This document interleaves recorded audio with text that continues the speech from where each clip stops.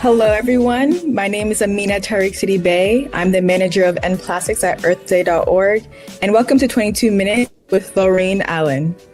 Laurene Allen is a licensed clinical social worker and dedicated community leader with Merrimack, New Hampshire, best known as co-founder of Merrimack Citizens for Clean Water and the National PFAS Contamination Coalition. In recognition for her efforts, Allen was awarded the 2025 Goldman Environmental Prize, which is often referred to as the Green Nobel, which honors individuals for outstanding environmental achievements. Congratulations, Laurene. Thank you for joining us today. Thank you. What was the first reaction to discovering PFAS contamination in Merrimack's water supply? And how did that reaction turn into action? Well, the first reaction was really minimized, and something really wasn't right. We were told there was only 13 private wells in the northeast corner of our town and 2 public water wells in that area. We have 6 wells that supply our private or public water, and private wells are all over New Hampshire. About half of New Hampshire uses groundwater for drinking water. So, my thought was, groundwater is all connected. Why would this be contained to such a small area? And what came out of my tap? Because how do I know which of the public wells that I'm getting my drinking water from? And then my mind goes immediately to many, many years. I have 2 daughters. They're in their 30s. They're grown now. But when they were young, every year there was the 4th of July parade in town. And this big banner on the Merrimack Village District trucks, which is our water municipality, fabulous people, with the big banner that said the best tasting drinking water in New Hampshire award, which they had received year after year after year. So, my brain is saying best tasting drinking water in New Hampshire, tastes great, toxic chemicals that are not really being addressed as toxic. What's going on here? There was a lot of disconnects that were really alarming. And then there were people who started disclosing at that first meeting health issues over and over and over. They disclose conditions that people don't talk about in New England. A younger male talked about his pregnant wife, and he said, "Is it safe? She's having her first child. Can she drink the water?" He was told, yes, the water was safe. It was under the then federal health advisory, which was way, way too high. Older New Englanders were disclosing things that older New Englanders don't talk about their business. And when you say, "How are you?" they say, "I'm fine," no matter what. So we have older New Englanders who are disclosing these stories in their families of cancers and thyroid removals and all kinds of health issues within their households that they really didn't see a reason for. It wasn't genetics. And no one in any state is going to be able to say, yes, it was the water. But the answers that they got were really insensitive and really denied any connection that it could possibly be the water. So my antenna really went up at that point. That's really interesting. So how were you able to identify that PFAS was the source of the illnesses? Well, the state investigation, like I said, was limited in scope. It just seemed to me like they were trying to contain it. And we do see this issue historically in this nation and many in other nations where some disaster comes along and you should contain it so it doesn't spread. But the other thing that I see that happens is they try to kind of grasp the messaging and say, don't panic, everybody, we have it under control. It's only this small area. It's going to be fine. We've all heard those messages over 3 Mile Island. How did that go? Lots and lots of areas. Love Canal story. Our history is full of these stories. So my brain put it in that category before I knew anything about these chemicals. The presentation was very vague about the chemicals, basically, saying, oh, these are found in popcorn bags, microwave popcorn, that is, Teflon pans, Scotch Guard. It's everywhere. It's in every corner of the earth, even in polar bears' blood. So I'm thinking, how did that happen, number one? And two, they're talking about this so casually. This is not okay. So nothing about health in that first presentation. It was skirted around. It was missing. They kept saying over and over and over, we have no way to connect exposure to outcome, and there's no science. So I get on my phone and I just start Googling. I start finding National Institute of Health studies. I find this massive 80,000 participant DuPont study called the C8 study in West Parkersburg, Virginia, and it links specific health conditions. 7 health conditions in that study of 80,000 people were definitively linked to PFOA exposure in particular. That was the number one PFAS in my community. And there's a lot of problems. There's a lot of data gaps is what I realized in that moment. And people deserve to know what this means to them and what they can do about it. Yeah, you raised a really important point about how the public kind of defaults to the narratives given to us by our policymakers and by the industry because we're told to trust them as institutions. But yes. You kind of had to unlearn that narrative and educate yourself. Can you tell me more about how you went about learning something as complicated as these chemicals like PFAS, and how you communicated those complex scientific information to other people as well? So, my nature was to connect with people. And I heard story after story after story. They're not getting answers. They're not getting support. There are so many needs here. So what really fueled me was that piece. I realized 6 months in, nobody's coming to save us. Nobody's giving us the information that we need at all.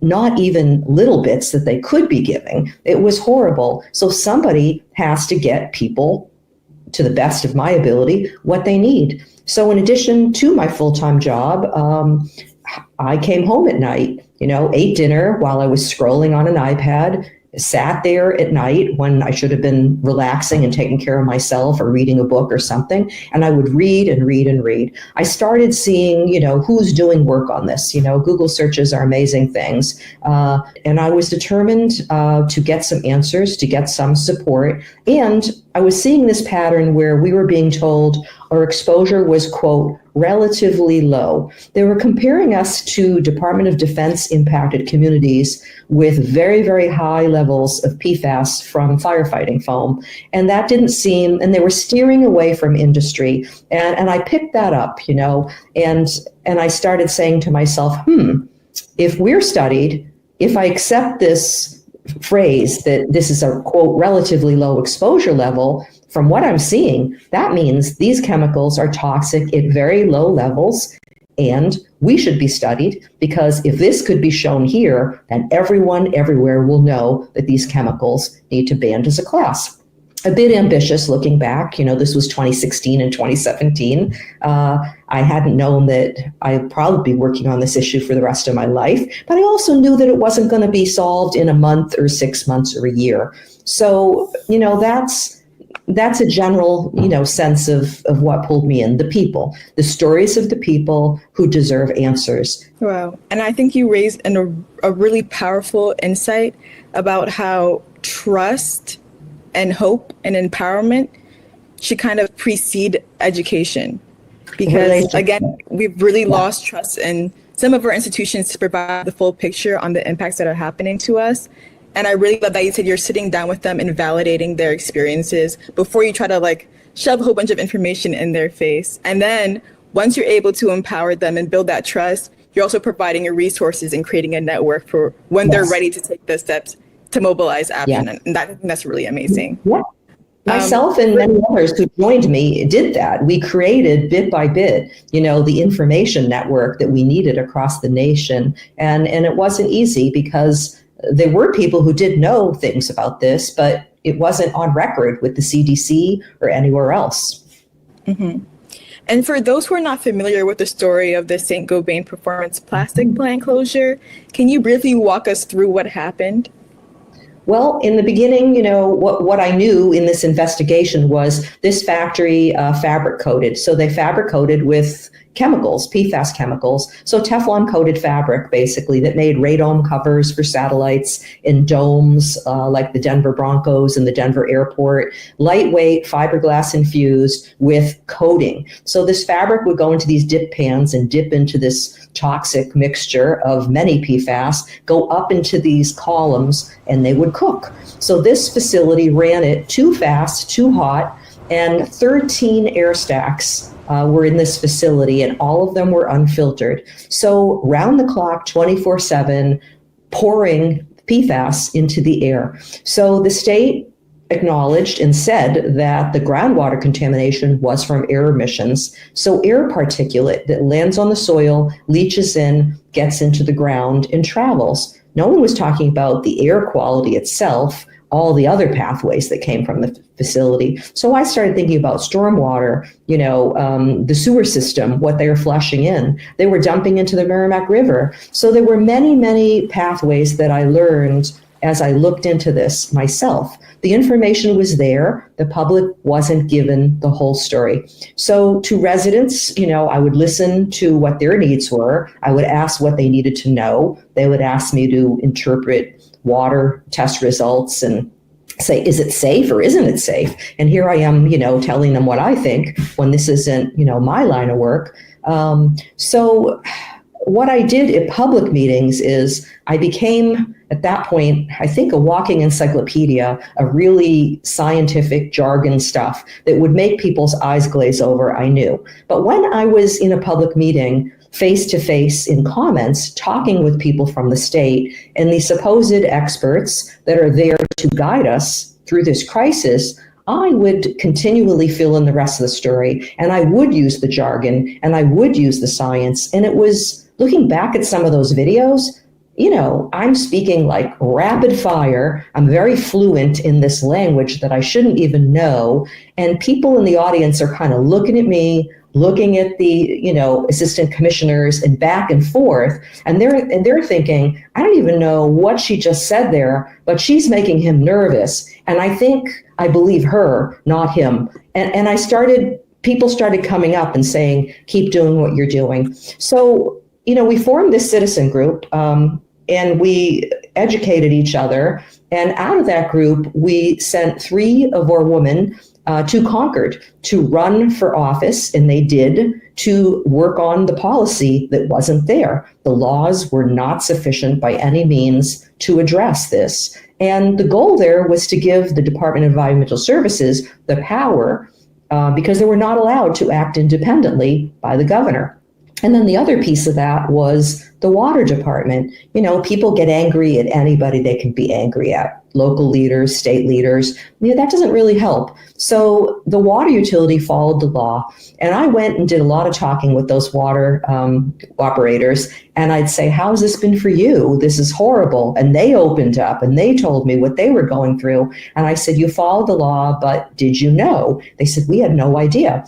So some of the dads from our group, who were very skilled, ran for water commissioners. And what we accomplished at that point in the next 2 years is we created laws in New Hampshire that were pretty good compared to the nation that doesn't have anything at that point. And we introduced a warrant article for all the ratepayers and taxpayers to vote, and 93% of the voters in our town, which is unheard of, a 93% vote, voted to filter all the public wells to non-detect for all PFAS. That is unprecedented, and that to this day does not exist anywhere.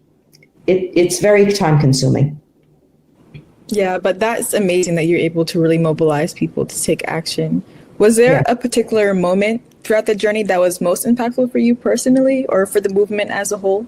Oh, it's come so far. In the early days, there were people in representing us in Concord from Merrimack, of all places, that were very well connected state reps. And they were really looking back, really in the pocket of lobbyists. They had better relationship with lobbyists and the American Chemistry Council and polluters than they did with the residents. And people were furious. The more people learned, they're like, vote them out. They're corrupt. And I started saying, hold on a second. If the only place they've received their information is from the bad players, they're residents too. So I would, off record, go and say, let's talk about this. What do you know about this? Where did you get that information? Can I give you some more information? So my goal was to educate them also. Just because they have a name tag that says state rep, in New Hampshire, you get $100 a year to be a state rep. I mean, so clearly it's 70-something-year-old men for the most part that think they want to keep the state looking like it's 1955. That is an accurate description, sorry to say. So I thought to myself, just because they have a name tag doesn't make them an expert on this issue, but they are also a resident here and they don't know any better. So I took a lot of heat from some of my friends. Don't even talk to him. He's such a disgrace. He's not ever going to change. And I said, well, I am going to engage and educate, and I'm going to keep at it till people know. So I was called a fearmonger and a crazy lady, and somebody used the word activist like it was a bad word. And I said, an activist? I don't really think of myself as an activist. I'm thinking community support, education, what can we do about this? And I thought, oh, okay, that's fine. So a lot of people really tried to shut me down for some reason, and they made it political, or someone didn't want this liability to turn into something, because in the meantime, here's this factory spewing out of 13 unfiltered stacks. So the woman who went to Concord worked with some other people to educate, to create laws over how much you could pollute water. We were one of the first states with maximum contaminant levels for only 4 PFAS, but those were the ones that you could defend legally. The year after that, we introduced an air emissions bill, connecting that to groundwater. And one of the reps from Merrimack, before he was ousted from his job, worked on an amendment to basically take that bill, and instead of eliminating PFAS from air emissions, it only reduced it. So they were working behind the scenes to kind of deliver wins to the wrong people, knowing that these bills were going to pass and all they could do is weaken them. So absolutely disgraceful. So this company is, in the first 5 years of this investigation, which grew and grew and grew, by the way, and what I did is I got people to test wells, and bring the results to the state. So they then had to acknowledge that the investigation was getting bigger and bigger and bigger. So today, what they will tell you is this is the biggest investigation of environmental pollution in all of New England's history, not just New Hampshire. It impacts 9 towns. My town alone is 29,000 people. So we have 9 communities with groundwater, air, and soil that have been impacted by this company. So, working to get them to do the right thing, that was kind of a joke, but they were calling themselves, good neighbors and environmental stewards, and had this great PR company that lied basically. And I realized at one point, they have this reputation around the world because they're a massive corporation, and they're really nervous because people invest in them because they believe they're environmental stewards. Well, how's this fitting, with that image? So targeting, wherever we could, meeting with them, engaging with them, not really getting anywhere. They were really fishing to see just how much we really knew. And the more they realized that I knew, that I was talking to the EPA about at that point, I think, there was a lot of nervousness there. They really thought this wasn't a threat, but guess what? In the end, it surely was, because they hastily closed shop based on the rest of the story, what wasn't being talked about in the investigation. So they could control the narrative with the state of New Hampshire, but they could not control the narrative with the people of New Hampshire. Do you have any advice for any individuals or communities that are beginning to confront environmental health issues like PFAS in their communities? Yes, reach out. Find someone who has done this before. Find someone who has worked, on environmental issues in their community, and reach out to them. People will mentor you and be there for you, because what we all know is if it wasn't for each other, I couldn't be standing this day if I didn't have people across this nation that I feel like I'm closer to them than some people that I've known for decades, because we share a trauma story and we know each other's experiences and we keep each other propped up. So you can't do this alone. You can't do it on emotion and petitions only. You need to arm yourself with knowledge. You need to know where the asks go. If you're making the right asks to the wrong entity and they don't have the power to deliver what you need, you need to strategize and say who does what. It's a complex system out there and it's way too cumbersome. It really is. But there are people out there that you can say, all right, help me understand this and help me formulate a strategy. You need to do that, and you need to reach out for help with a resident who's been through something like this, because they know what they've done that's worked, they know what the obstacles are, and they know what the barriers are. And they're there for you. Most of all, we're there for each other, because this takes a toll on your mental health. It really does. Absolutely. We have to stand together in this. This is not a one-person job. But Laurene, thank you so much for coming and talking to us today. I know this conversation is rich with so much information. I really appreciate the work you have done. Thank you.